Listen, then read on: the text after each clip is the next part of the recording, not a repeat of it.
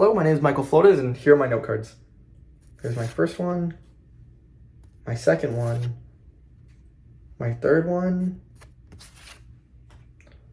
my fourth one, and finally my fifth one, my conclusion.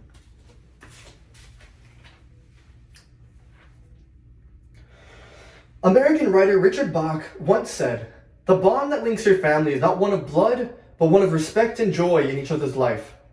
In our lives, many of us are taught that family comes before anything, regardless of the circumstance. We grew up with the desire to make our parents proud, to be a caring sibling for our brothers and sisters, and to, well, generally be a good member of our immediate and extended families. Yet, this desire can sometimes become a burden, and, well, the line between our families pushing us to grow and suffocating us with the stress to succeed can be easily blurred. As a student in college, most of my major life choices have been made with my family in mind. And while this can sometimes be a good thing, it still never felt as if I was doing things that made me happy. Due to the tight-knit nature of my family, it was a difficult revelation for me to learn that my family is not everything that matters in life.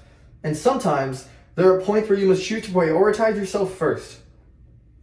Today, I'm going to tell you about my previous assumptions regarding how I believed allowing my family to make all of my decisions for me was right, how that changed, and what I now believe in terms of chasing one's own happiness and desires. Now that you're at least slightly informed on my previous assumptions, I can go into detail on how I assumed those things growing up. From a child into my teenage years, I valued my family above all else and let it influence my actions. For example, as a child, I grew up only with the desire to make my parents and older family proud. I only had hobbies that my parents approved of, like reading or joining in academic competitions. And while these weren't bad hobbies, as they had positive impacts on my intelligence or reading comprehension, they were always to make my parents happy rather than because I enjoyed them. Along with this, I surrounded myself with peers that my parents liked rather than with people I had anything in common with. People that were very smart or did a lot of extracurricular activities who my parents believed would be successful in the future. Along with this, I never took any time to relax as I didn't want to be seen as lazy. I filled my time with as much as possible, as many things as possible, so my parents didn't think I was procrastinating with the time I'd been given. Now that you know more about my previous assumptions, I can describe how they changed. There was a point in my life where every choice I made felt like it was either my family or myself, and after a certain point I had to choose myself. The choices my family began to make for me felt overwhelming. It felt as if there was a huge pressure on my chest, as if they were forcing me to do things I had absolutely no interest in doing. The plans they had for me beyond college were completely different from the plans I had for myself. And things only got worse when I entered high school. There was a constant tension between my family and myself as I discovered more and more of my interests. I began to take interest in public speaking events, things like debate or theater, which my parents absolutely disapproved of. They saw these as lazy, unsuccessful events.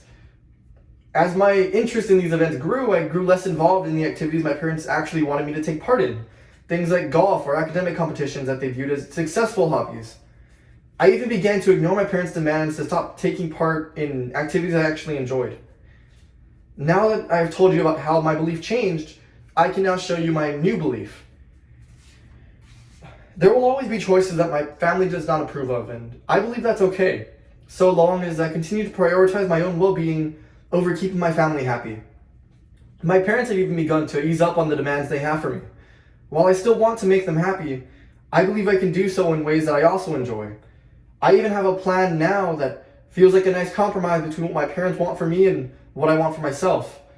While we still argue about things or people that they disapprove of, we have mutual respect for each other now, rather than a one-sided sense of obedience. In conclusion, I now believe that I can make my parents proud without sacrificing my own sense of self, something that I previously thought was impossible. Due to the tight-knit nature of my family, it was a difficult revelation for me to learn that my family is not everything that matters in life, and sometimes there are points where you must choose to prioritize yourself first. Now that things are better between my family and I, it's almost difficult to think back on those assumptions in retrospect. My family and I have only respect for each other, and they are one of my biggest sources of joy. As Richard Bach would have put it, the bond between my family is not just one of blood, but one of respect and joy in each other's life. While the situation used to be different not too long ago, it feels like a lifetime looking back now. Thank you.